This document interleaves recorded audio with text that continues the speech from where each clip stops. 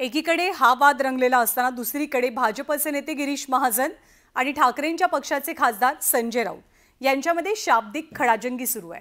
त्यातच दैनिक सामनामधनं गिरीश महाजनांवरती हल्लाबोल केला गेला आणि या टीकेला महाजनांनी सुद्धा जोरदार प्रत्युत्तर दिलेलं आहे। आपण पाहूया।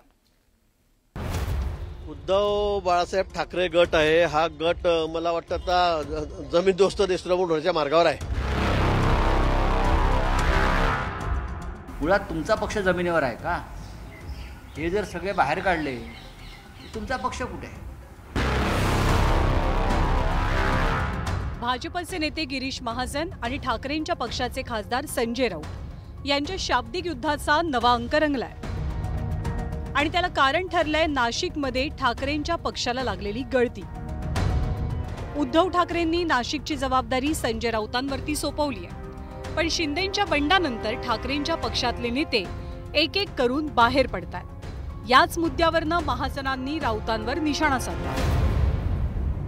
ताकदीवर लोकांना धमक्या देऊन पक्ष फोडायचे आणि त्यासाठी जे दलाल नेमलेले आहेत भाजपने, त्यातले एक दलाल म्हणजे गिरीश महाजन। ही राजकीय दलाली त्यांनी केल्यामुळे सगळा म्हणजे पूर्ण उद्धवजींची सेना सगळी संपली।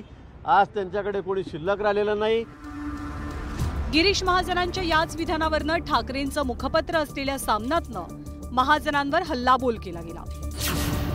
काही विकाऊ लोक महाजनांसारख्या नाच्यांसोबत ठुमके मारू लागलेत, म्हणजे शिवसेना जमीनदोस्त झाली असं होत नाही। शिवसेना जमीनदोस्त करण्याचं स्वप्न घेऊन नाचणारे अनेक नाचे महाजन याच जमिनीत काढले गेले, हा इतिहास आहे। महाजन, तुम्ही सुद्धा त्याच मार्गानं निघालेला आहात, अशा शब्दात गिरीश महाजनांवरती बोचरा शाब्दिक हल्ला चढवला गेला। पण गिरीश महाजनांनी सुद्धा या टीकेला जोरदार उत्तर दिलंय। मी शिवजयंती असली की निश्चित तिथे लेझिम खेळतो, ढोल वाजवतो, नाचतो। आंबेडकर जयंतीला आपण पाहिलं, प्रत्येकाला मी लेझिम खेळतो आहे ना। श्रीरामनवमीला सुद्धा आपण बघितलं असेल, मी भगवा झेंडा घेऊन नाचतो। यात वावगं काय? आणि मी जर म्हटलं की तुमच्याकडच्या लग्नामध्ये कोण कोण नाचलं, तर मग तुम्ही त्यांना काय म्हणणार? माझ्याकडे क्लिप आहे ना, तसं आपल्याला चालेल का? पण मी इतक्या खालच्या थराला जाणार नाही, माझी जीभ अशी कधी घसरत नाही, आणि म्हणून मला वाटतं नैराश्यातून हे बोलतायत। आता ही टीका इतक्यावरच थांबत नाहीये, तर राऊतांनी थेट महाजनांच्या खात्यावरच गंभीर आरोप केले। तर राऊतांचे आरोप महाजनांनी फेटाळून लावत पलटवार केला।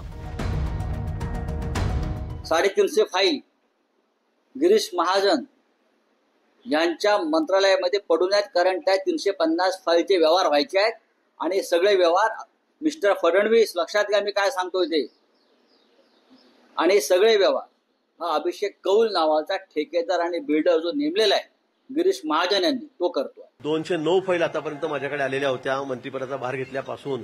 त्यातल्या तर माझ्याकडे मी माहितीच मागवलेली आहे। त्यातल्या जवळपास 193 फाईल त्यावेळेस मंत्रिकडून कधीच गेलेल्या आहेत। 16 फाईल 15 फाईल आता आहेत, त्यातल्या जवळपास 13-14 फाईल त्या 2-3-4 दिवसामध्ये माझ्याकडे आलेल्या आहेत। असं काहीतरी वायफाट बोलायचं आणि त्यांना असंच आहे, त्यांच्यावर कोणी काही बोललं की मग त्यांनी बेछूट आरोप करायचे, म्हणजे बेभान आरोप करायचे, सनसनाटी पसरवायची।